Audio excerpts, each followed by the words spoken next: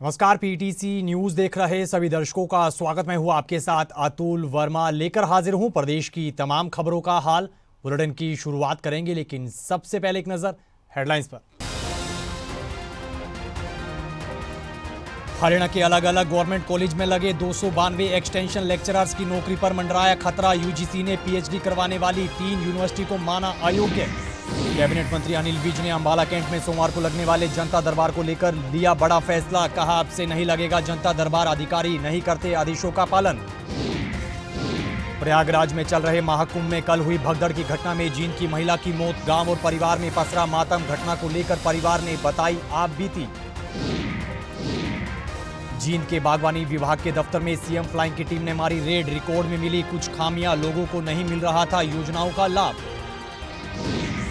और यमुनानगर के मुंडाखेड़ा के प्रगतिशील किसान भरत राम आधुनिक खेती को लेकर पेश कर रहे मिसाल। सालाना कमा रहे 5-6 लाख, किसानों को भी कर रहे जागरूक।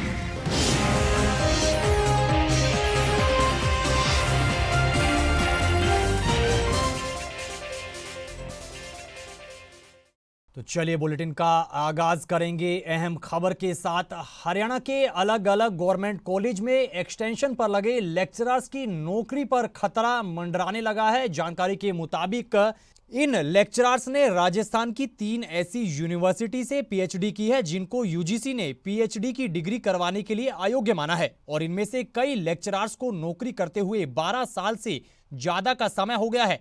इसके लिए हायर एजुकेशन हरियाणा ने शोकॉज नोटिस जारी कर कॉलेजों के प्रिंसिपल से जवाब मांगा है। इधर हायर एजुकेशन के इस लेटर के बाद नारनौल समेत हरियाणा के अन्य जिलों के एक्सटेंशन लेक्चरर्स में हड़कंप मच गया है। मैं तो ये कहती हूँ सर कि मेरे पास जो भी सुखद नोटिस आया है वो बिल्कुल गलत है। इसको निरस्त किया जाए, क्योंकि मेरी पीएचडी मेरी ज्वाइनिंग से पहले ही हो गई थी और मेरी पीएचडी पूरे नियमानुसार मैंने अपनी पीएचडी पूरी की है। और इससे पहले कोर्ट में हमारे कई बार इसकी जांच हो चुकी है और हमारे बिल्कुल हम क्लियर हैं। तो मैं तो बस ये कहूँगी कि जो जिन का इस तरह नोटिस आया हुआ है, जिन्होंने अपनी पीएचडी पूरी कर रखी है नियमानुसार, उनका ये सपोज नोटिस निरस्त किया जाए। और मेरी ज्वाइनिंग 2014 की है, मेरा नेट 2018 का है और पीएचडी 2019 की है। बावजूद उसके मुझे शो कॉज नोटिस मिला है और मुझे इन एलिजिबल एक्सटेंशन लेक्चर्स में मेरा नाम डाला गया है। तो मेरा उच्चतर शिक्षा निदेशालय से यही कहना है कि प्लीज़ वो जो दस्तावेज हैं उनकी गहन जांच करें और उसके बाद ही इस तरह के कोई नोटिस जारी करें। जिला महेंद्रगढ़ में अनेक महाविद्यालयों में लगे 92 एक्सटेंशन लेक्चररों की नौकरी पर गाज किसी भी वक्त गिर सकती है।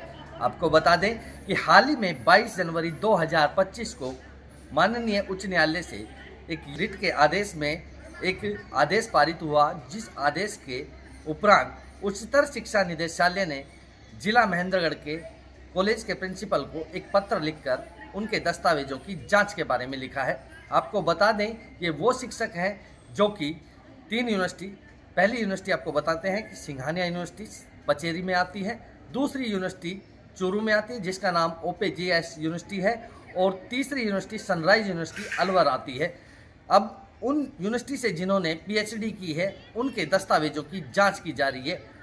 जैसा कि हमें प्रिंसिपल साहब ने बताया कि उनके दस्तावेजों में अगर किसी तरह की डिस्क्रिपेंसी पाई जाती है तो ये अब उच्च अधिकारियों को देखना है, या ये कहें कि उच्च अधिकारी उस जवाब को लेकर कोर्ट में दाखिल करेंगे और कोर्ट के फैसले पर निर्भर करता है कि उन कर्मचारियों की नौकरी जाएगी या बचेगी।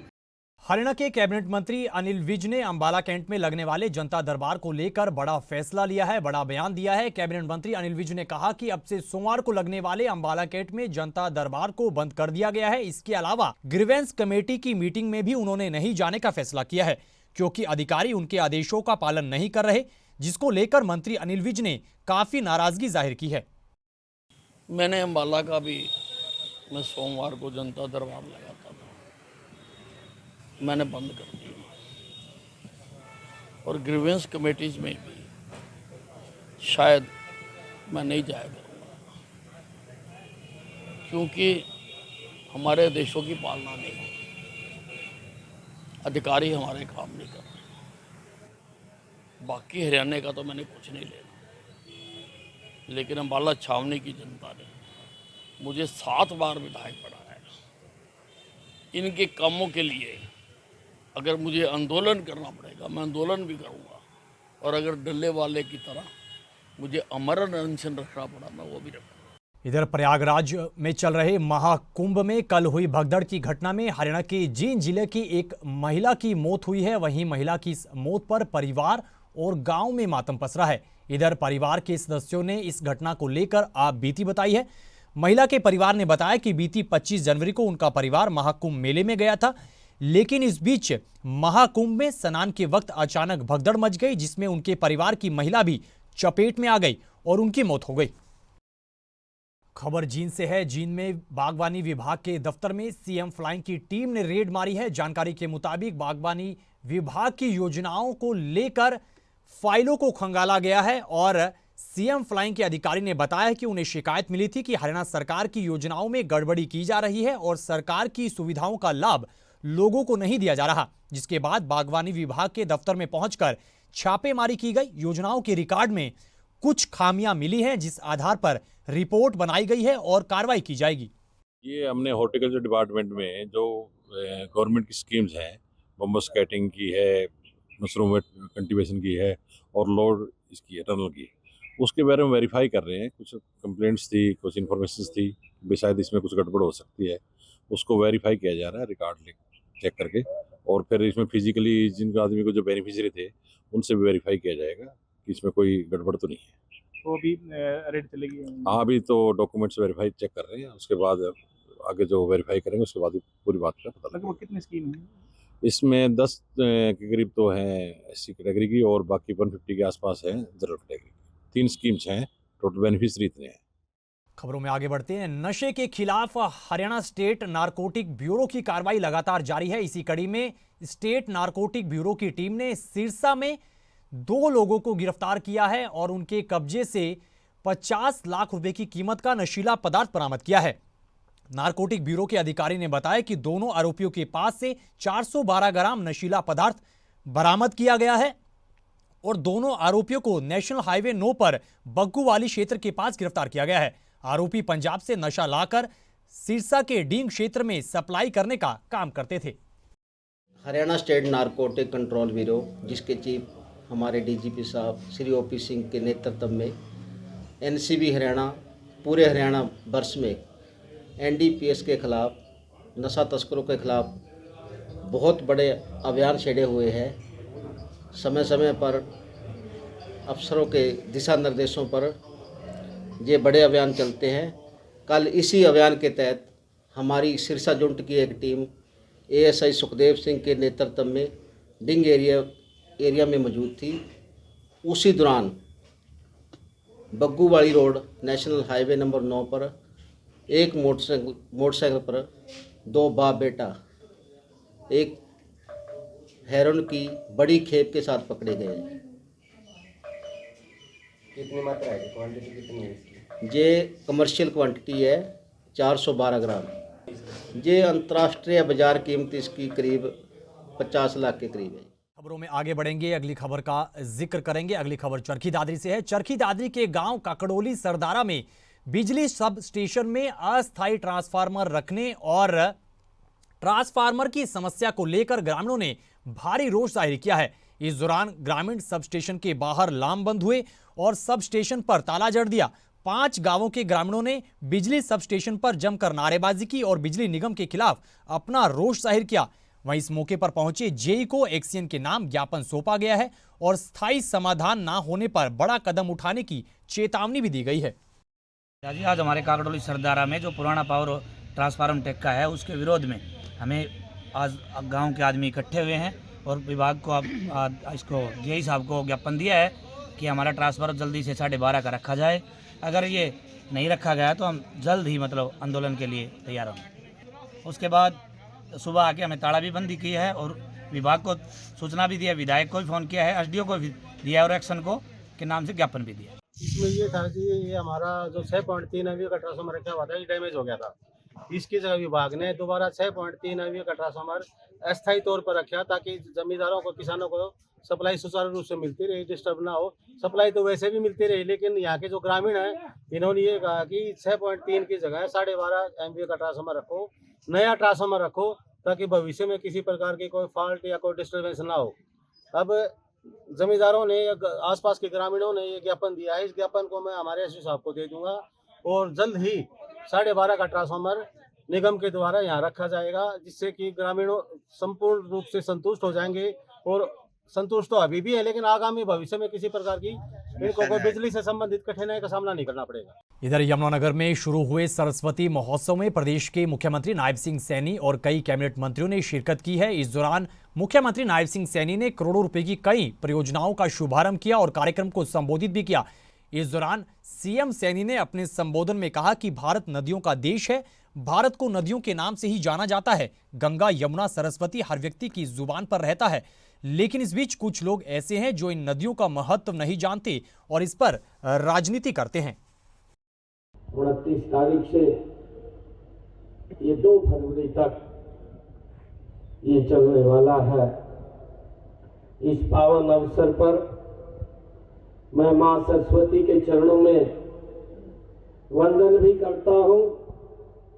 आप सबको बधाई और शुभकामनाएं भी देता हूं। सरस्वती के किनारे पर दूसरे तीर्थ स्थलों पर यह महोत्सव धूमधाम से शुरू हो रहा है।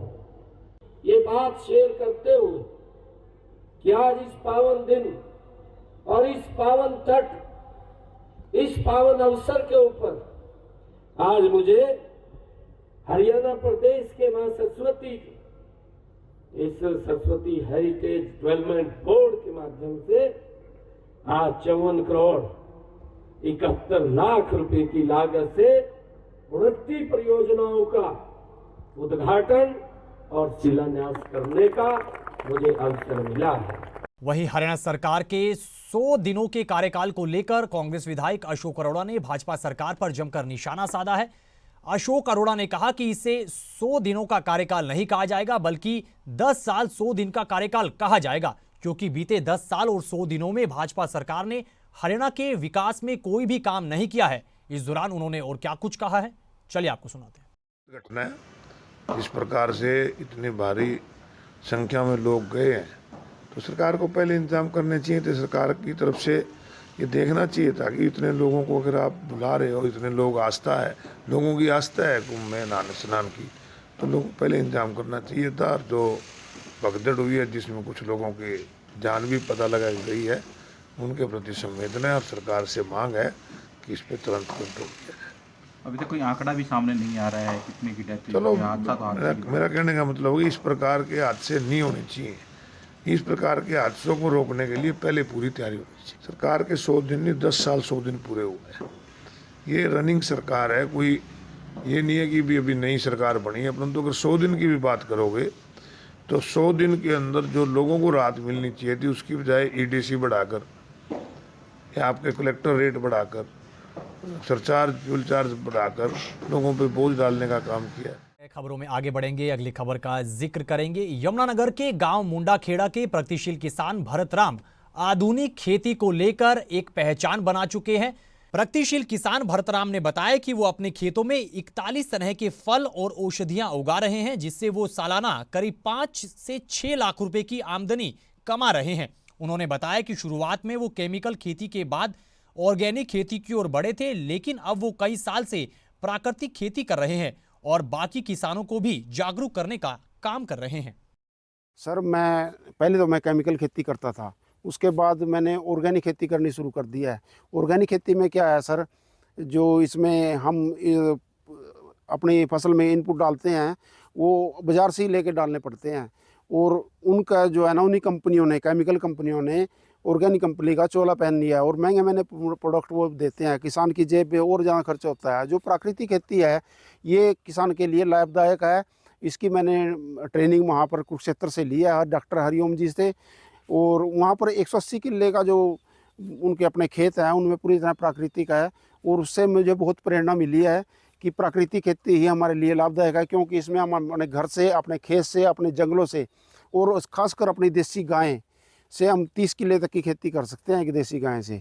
और इसमें मैंने देखो, इसमें मैंने आलू बुखारा, आड़ू, मौसमी, नींबू, माल्टा और नीचे इसमें मैंने मल्टी क्रॉप में हल्दी लगाई हुई है। मेरी हल्दी प्रोसेसिंग में अपने आप करता हूँ, प्रोसेसिंग का तरीका भी मैंने बदला है। इस खबर के साथ फिलहाल इस बुलेटिन में इतना ही, लेकिन पीटीसी न्यूज पर खबरों का सिलसिला बदस्तूर जारी है। बने रहिए पीटीसी न्यूज के साथ। फिलहाल के लिए दीजिए इजाजत। नमस्कार।